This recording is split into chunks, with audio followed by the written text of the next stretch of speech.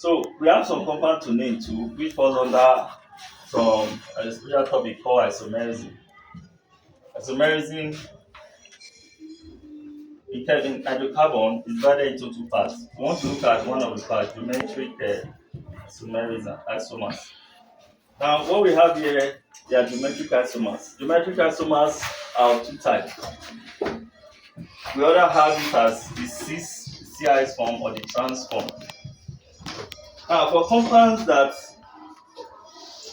are described as geometric isomers, there are some properties they share. One, the first property is that they lack plane of symmetry. By plane of symmetry, we have to separate or divide this compound into two parts. The two parts will not be the same. So we cut it through the bond here. We having C, hydrogen and chlorine. This other side, the carbon, chlorine, and another extended hydrocarbon. So it means this compound lacks plane of symmetry.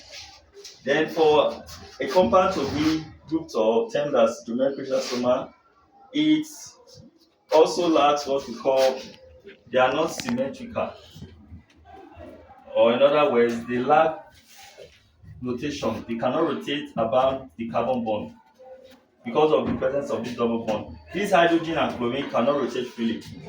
The position they are already occupying, that's how they occupy it. So if here is hydrogen, here is chlorine, you cannot switch chlorine to hydrogen, neither can you do this to this other position. So they lack free rotation about the carbon because of the presence of this double bond. So now we know we have a geometric isomer to name. Same rules of naming you saw we apply here. So we look for the longest chain. The longest chain for this first case is we have 1, 2. There's no carbon here, no carbon here, no carbon here. So we follow through the carbons. So we have 1, 2, 3, 4, 5. So we have 5 carbons. So if that's the case, then this chlorine and this chlorine, they become substituents. So to name this compound, we look for the root name. And the root name here is 1, 2, 3, 4, 5. And 5 is what? Pent. So what family does it have? Double bond. So it will be ENE. So that will be the root name, which is pentene. But since it's a geometric isomers, we only have two forms of them, which is the cis or the trans. So when a certain atom or a certain substituent is here and another one is here, they are facing each other, we call it the trans form. But if the chlorine is here and the chlorine is here, we call it the cis form. So for this case, we are having trans. So if we are naming this compound, it's going to start with that prefix trans. So trans, we have the root name already, pentene. But here we have chlorine, which is a substituent. We also have to name it. So how many chlorine are we having? 2. And the chlorine is on this is on the first carbon, while this other is on the second carbon. And we're having 2 of them. So we are going to have dichloro. Then the position of the double bond, which identifies this compound as ENA, I mean this family called alkanes, is on carbon number 1. So there will be no need to indicate the position of the ENE. So we're just going to be pentene. If this was here, it should have been pent2N. I mean something like this, pent2N. But since it's on carbon number 1, we just have it as simply pentene. Pentene. So let's give the name for this now. So we now have trans di. Okay, the first chlorine is on carbon number 1. The second is carbon number 2. So we have trans 1,1 dichloro.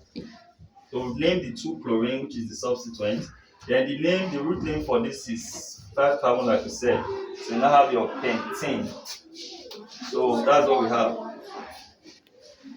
Sorry, this is on carbon number 1. This is on carbon number 2. This is 3. This is 4. This is 5. So the other chlorine is on number 2. So we have to make here 2. So we have trans 1,2 dichloropentene. All right, let's go back to number 2. So to name number 2, which is also a geometric isomer, we also follow the same rule. Here we have the longest chain again. We start from this first carbon, second, third, fourth. If we go this way, that will be 4 carbon. But if we take the other route, which is 1, 2, 3, 4, 5, that will be 5. So the longest chain should go this way. Again, this is a geometric isomer because of the two properties mentioned earlier. They lack free rotation about the carbon and they don't have plane of symmetry.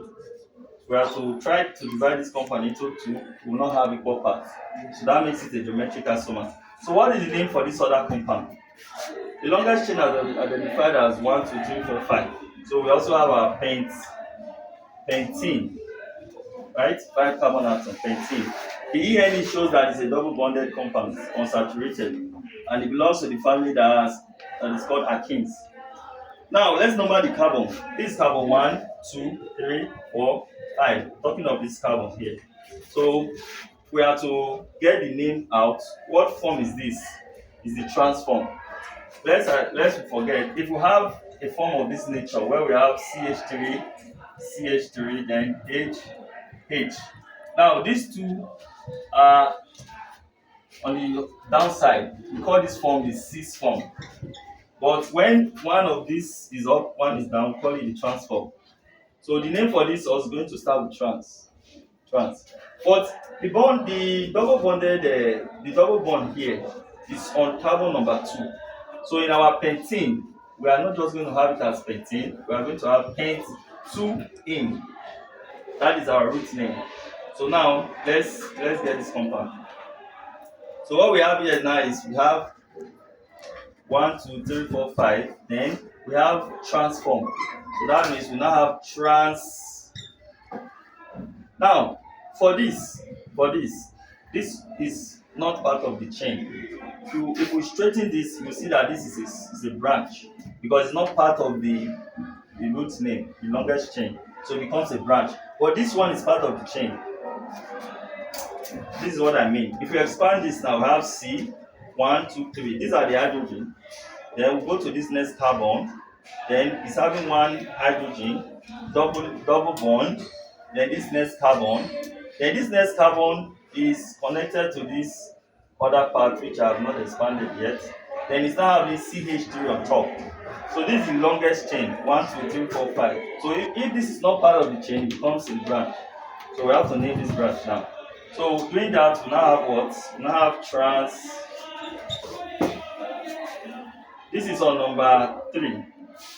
This is on number 3. So 1, 2, 3. That will be 3 methyl. Then what is our longest chain name? Pent 2 in. So now have trans 3 methyl pent 2 n. So that will be the name for this compound.